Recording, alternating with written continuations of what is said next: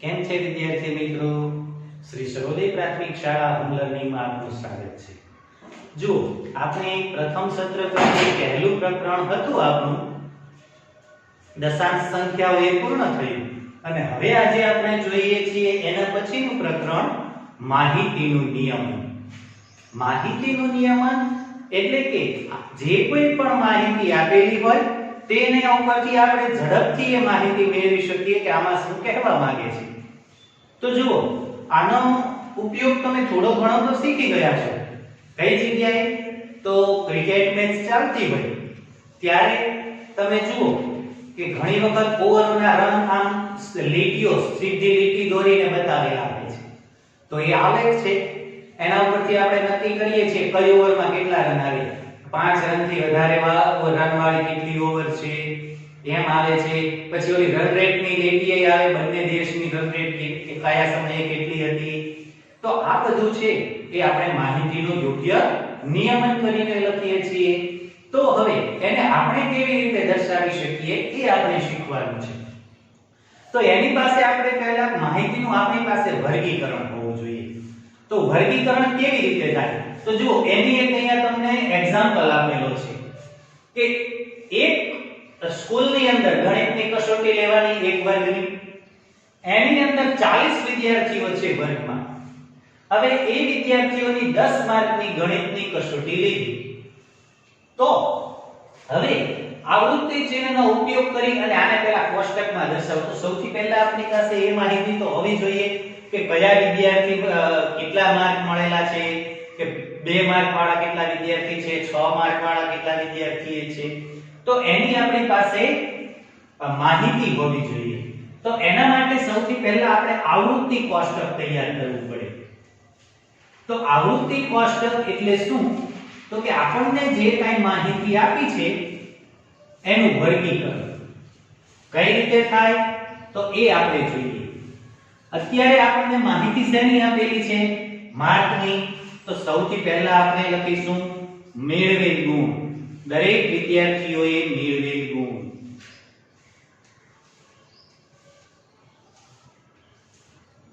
એ કેની માહિતી મળશે?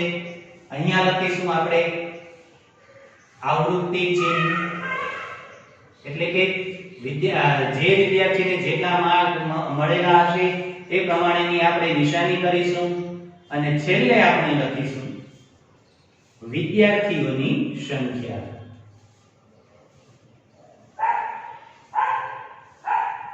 અહીંયા કોઈ પણ માર્ક વાળા કેટલા વિદ્યાર્થીઓ છે એની સંખ્યા આપણે આ ખાનામાં લખીશું.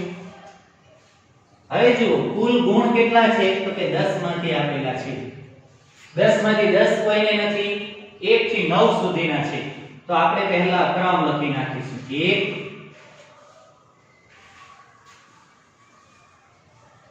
2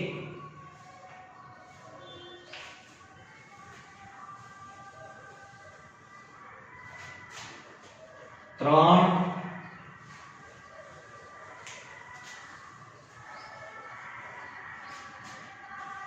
4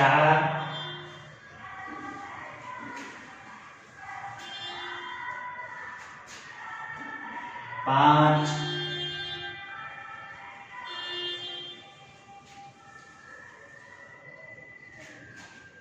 6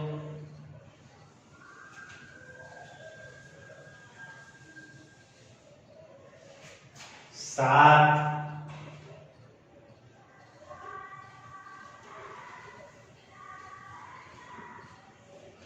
8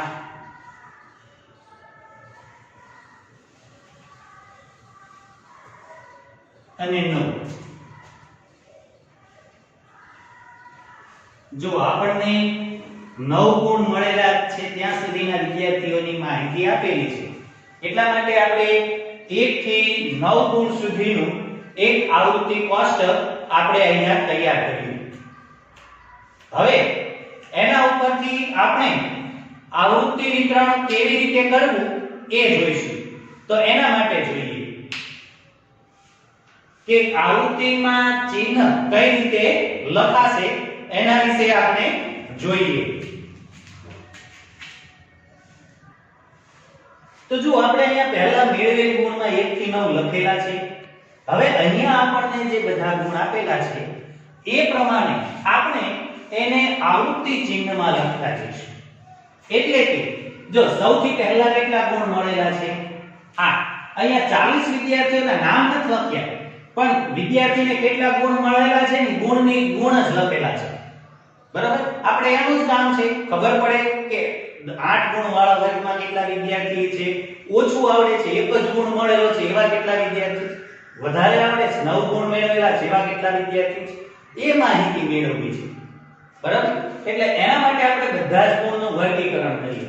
તો સૌથી પહેલા છે 8. તો 8 વાળામાં લખાશે. તો હવે અહીંયા શું લખવાનું? એકડો બગડો શું લખીશું? કાઈ નહીં લખવાનું. એક લીટી દોરવાની. એક વિદ્યાર્થીના માર્ક હોય એટલે એક લીટી આમ દોરવાની. આ 8 માં 1.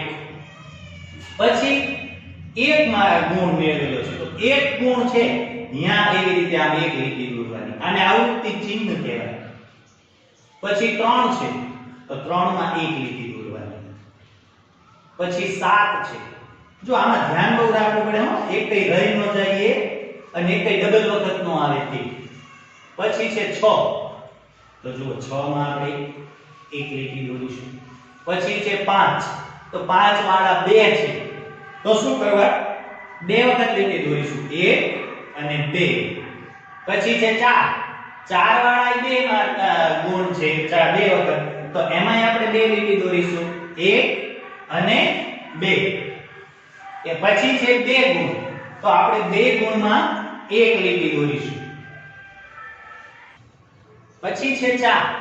તો હવે આપણે 4 છે એની અંદર 2 થયા, એક આ ત્રીજી લીટી આવૃત્તિ ચિહ્ન કરશું. 4 પછી છે 9 તો આપણે 9 માં એક આવૃત્તિ ચિહ્ન કરશું.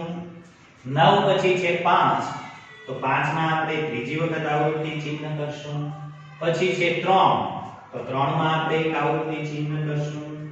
પછી છે 7 તો 7 માં આપણે એક આવૃત્તિ ચિહ્ન કરીશું. પછી છે 1 તો એમાં આવૃત્તિ ચિહ્ન કરીએ. પછી છે 6 તો 6 માં આવૃત્તિ ચિહ્ન કરીએ. પછી છે 5 તો 5 માં ચોથું આવૃત્તિ ચિહ્ન કરીએ. પછી છે 2 તો 2 માં આવૃત્તિ ચિહ્ન કરીએ. પછી છે 7 તો 7 માં આવૃત્તિ ચિહ્ન કરીએ. આ રીતે આપણે જો આખી લાઈન છે આ એ આખી લાઈનમાં બધી જગ્યાએ આપણે આવૃત્તિ ચિહ્ન કરીએ. હવે આપણે નીચેની લાઈનમાં જોઈએ. નીચેની લાઈનમાં છે પહેલા 7 તો 7 માં ચોથું આવૃત્તિ ચિહ્ન કરીએ. પછી છે 3 તો 3 માં ત્રીજું આવૃત્તિ ચિહ્ન કરીએ. પછી છે 8 એમાં બીજું આવૃત્તિ ચિહ્ન આવશે. પછી છે 4 તો એમાં ફરીથી ચોથું આવૃત્તિ ચિહ્ન આવશે.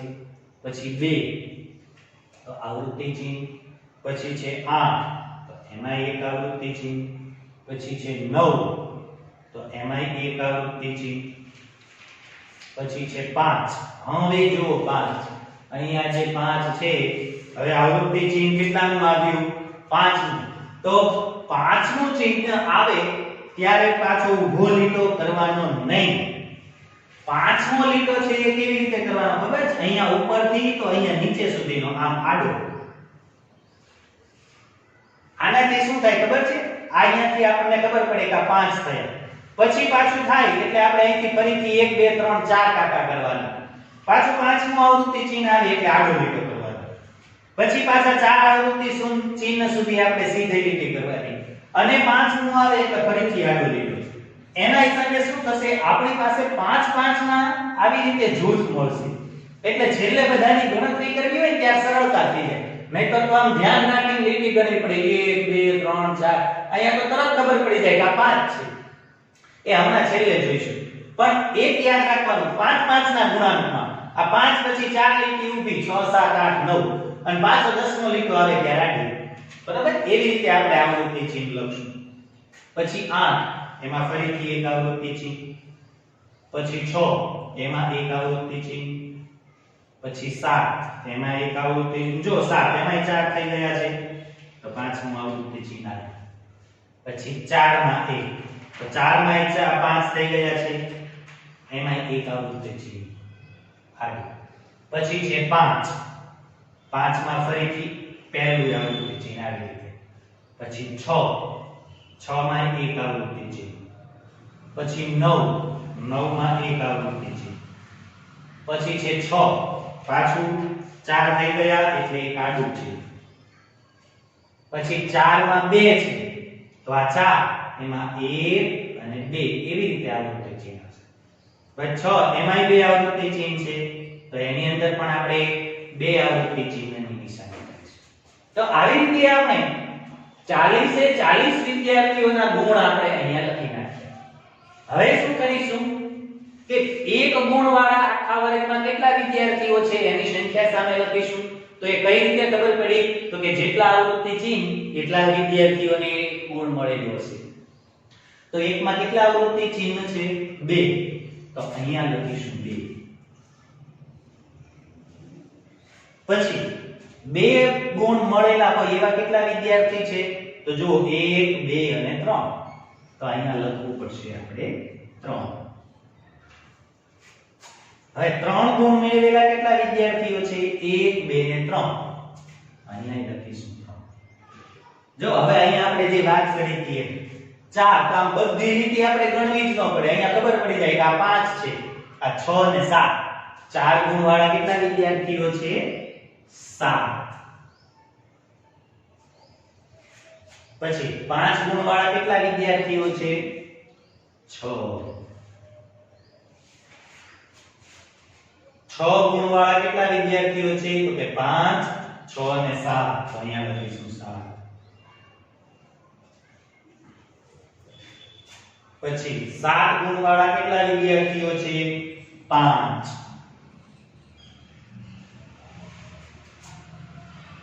8 ગુણ વાળા કેટલા વિદ્યાર્થીઓ છે? 4.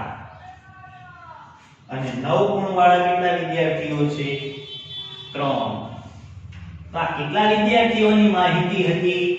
40 વિદ્યાર્થીઓની.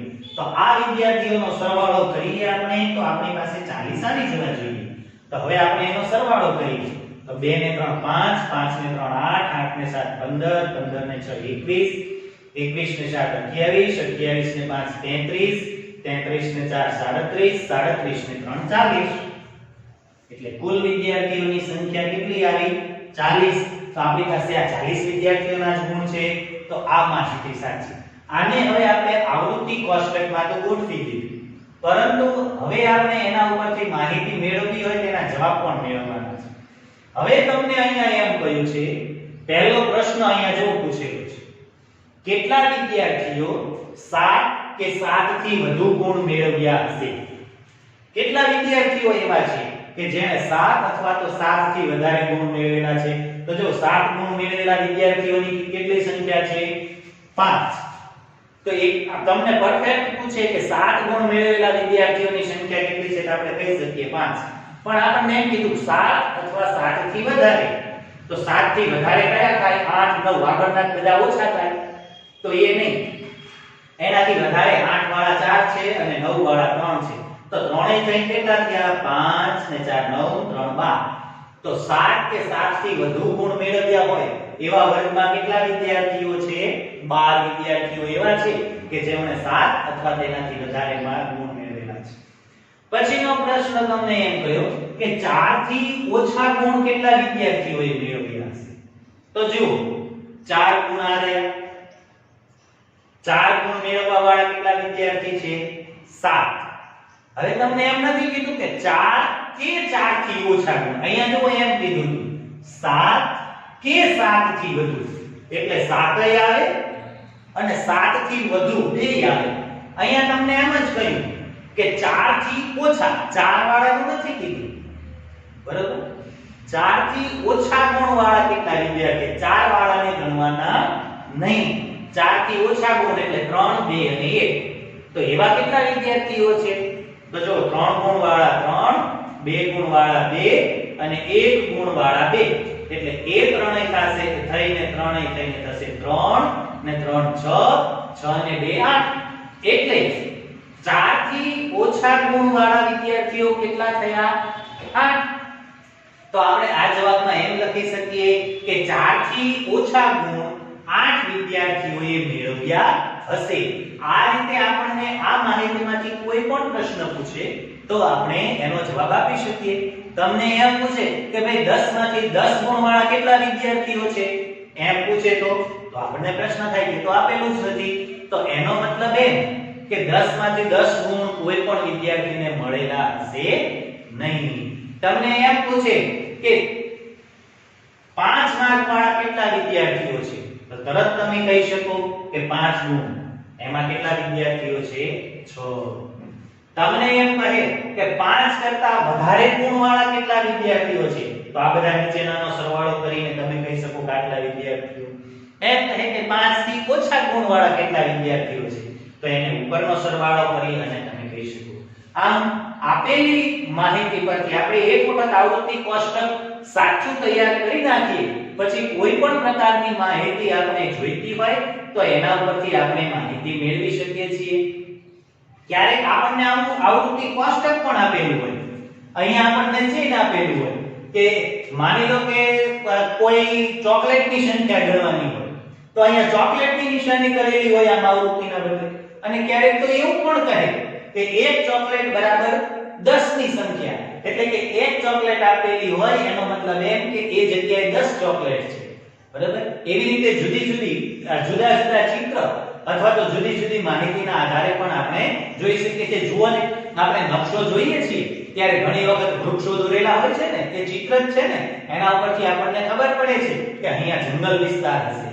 એવી જ રીતે કોઈ જગ્યાએ આમ કારખાનાનું ચિત્ર દોરેલું હોય તો એના પરથી ખબર પડે કે આ ઔદ્યોગિક વિસ્તાર હશે.